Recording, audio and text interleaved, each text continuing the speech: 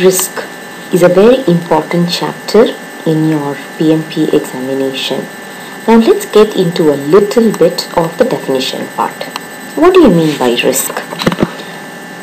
Now you will have a list of all negative events. Sometimes you may even have a lot of emotions because of the project that you are working on, probably the risks that you are facing in life and in your projects.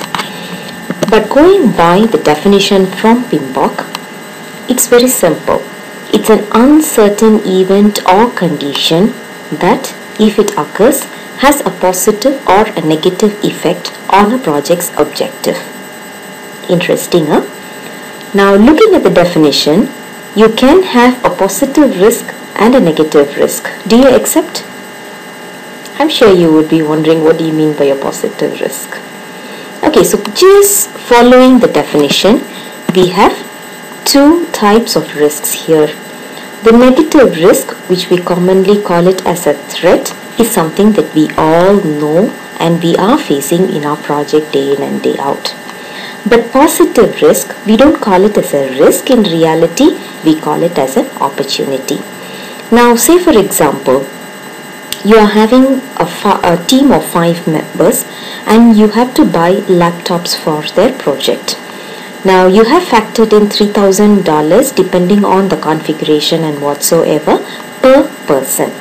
Now since you have 5 people in your team, you have factored in $15,000 just for the laptop in your project budget. Now all of a sudden something happens, maybe a sale or maybe the hardware's rate has come down, whatever the reasons may be.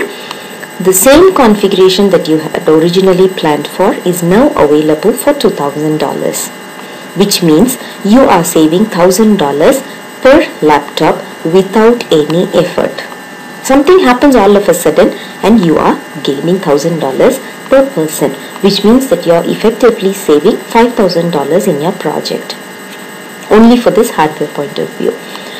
So this is what we call it as an opportunity, and a very good risk manager have to factor in all the threats and the opportunities in a project when he or she is doing the risk analysis.